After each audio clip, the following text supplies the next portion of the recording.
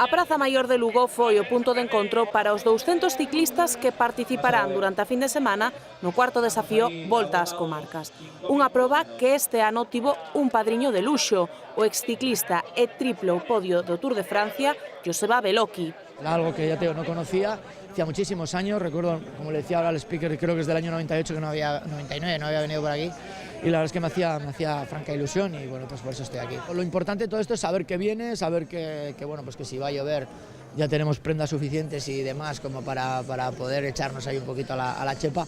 E ya te digo, que todo vaya bien. A Deputación de Lugo é o principal patrocinador da proba e colabora tamén a través da Fundación TIC na súa difusión.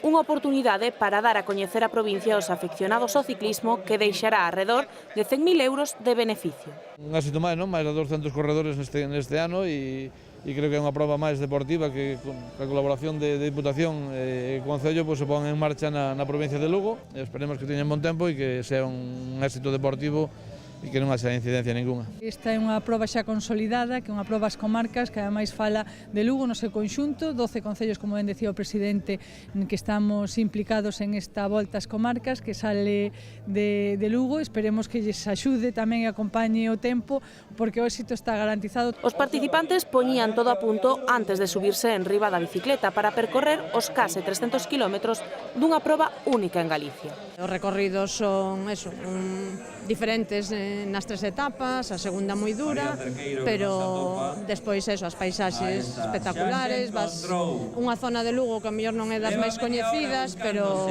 con uns paisaxes preciosas. Simplemente disfrutar da bicicleta, porque ao final é unha cousa que me gusta, que levo moito tempo practicando e merece a pena, non? Pero antes de empezar a ruta tamén teñen que prepararse. Hai que entrenar, había que entrenar algo máis antes xa, ahora xa non hai remedio, e despois tranquilidade, paciencia, saber que é duro, sair sabendo que é moi duro, que vas a estar moitas horas hasta que se acabe, que os kilómetros non dan pasado cando vas subindo e vas agotado.